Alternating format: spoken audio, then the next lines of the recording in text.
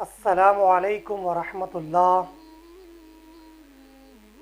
आज हम इस वीडियो में बात करेंगे कुछ फितनों के बारे में जो सादा लहू मुसलमानों के पाकीज़ा और रोशन अक़ीदों पर हमले कर रहे हैं और बहुत सारे लोग उनके वीडियोस को देखकर उनके बयानात को सुनकर अहले सुन्नत के अक़ीदों से मुनहरिफ और फिरते जा रहे हैं।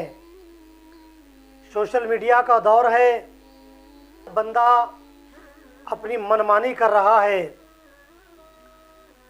एक हदीस पाक का मफ़हूम है, अल्लाह के नबी अलैहिस्सलाम फरमाते हैं, एक वक्त मेरी उम्मत पर ऐसा आएगा कि आसमान के बारिश के क़तरात की तरह उम्मत में फितने आ जाएंगे।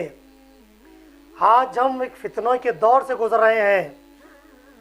कोई सहाबा की शान व अज़मत पर हमले कर रहा है, तो कोई अहले बैत पर हमले कर रहा है, तो कोई बुज़ुर्गान दीन पर हमले कर रहा है। यूट्यूब पर हमारे बहुत सारे नौजवान किसी को भी सुन लेते हैं जिसकी वजह से उनके अक़ीदे में बिगाड़ आ जाता है, उनका अक़ीदा ख़राब हो जाता है। आजकल सोशल मीडिया पर, यूट्यूब पर ख़ास करके ये कुछ फितने ज़्यादा ही गर्दिश कर रहे हैं और ज़्यादा ही वायरल हो रहे हैं। उसमें एक फितना है जो दीन के नाम पर झूठ बोलता है। मिर्ज़ा इंजीनियर जेलमी, जो ये पड़ोसी मुल्क पाकिस्तान का रहने वाला है, ये भी कुरान और हदीस के साथ अपनी मनमानी कर कर जो इस्लाम के बड़े बड़े अकाबरीन से बगावत कर कर और झूठ बोल कर जो है अपनी बात पेश करता है।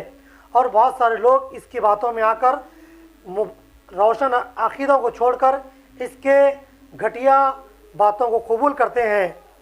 मुफ्ती अली नवाज़ साहब का एक चैनल है जिसमें उन्होंने मिर्ज़ा इंजीनियर के 100 झूठ बताए हैं। मैं आपको इसकी लिंक भी आपको मैं दूंगा। दूसरा फितना है जावेद गामदी, ये भी अपनी सोच और फ़िक्र कुरान और हदीस में शामिल कर कर और उम्मत मुस्लिमा के इजमा के साथ ज़्यादती कर कर ये अपने अकायद, अपनी सोच और फ़िक्र को कुरान और हदीस में डाल रहा है। जन्नत में हूरें होंगी जिन्हें जन्नत से पहले किसी जिन्नो इंस ने छुआ नहीं। क्या अहले जन्नत इन हूरों के नतीजे में औलाद से बहरावर होंगे? एक तो ये समझ लीजिए कि ये हूर कोई मखलूक का नाम नहीं है, ये एक एडजेक्टिव है। इसका मतलब होता है आहू चश्म, यानी ये औरतों की सिफात में से एक सिफत है। तो आपकी बीवियां इंशाअल्लाह ही होंगी।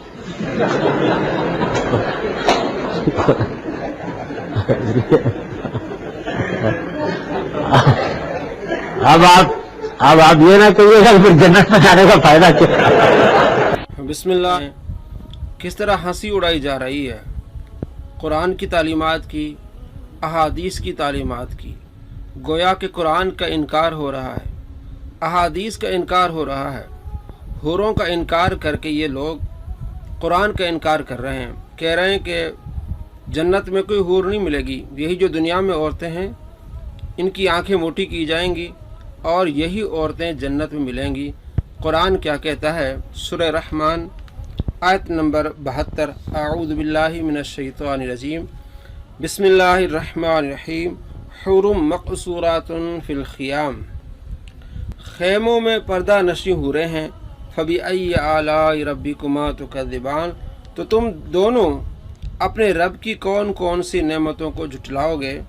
लम यतमिसहुन्न इंसुन क़ब्लहुम वला जान, उनसे पहले उन्हें हाथ न लगाया किसी आदमी ने और न जिन ने। फ़बिअय्यि आलाइ रब्बिकुमा तुकज़्ज़िबान, तो तुम दोनों अपने रब की कौन कौन सी नेमतों को झुटलाओगे। कुरान कहता है कि जन्नत में हूरें मिलेंगी, न उन्हें किसी जिन ने छुआ है न किसी इंसान ने छुआ है, वो ख़ैमों में हैं।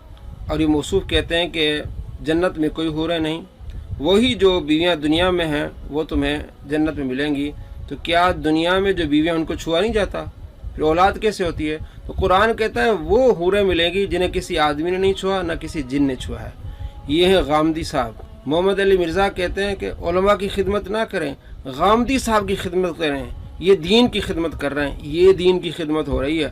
قرآن کا انکار ہو رہا ہے اور قرآن کے احکامات کا مذاق اڑایا جا رہا ہے، ہنسی اڑائی جا رہی ہے۔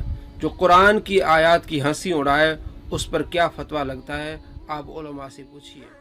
سے کرتا ہے گوہر شاہی فتنہ۔ اب تو ریاض گوہر شاہی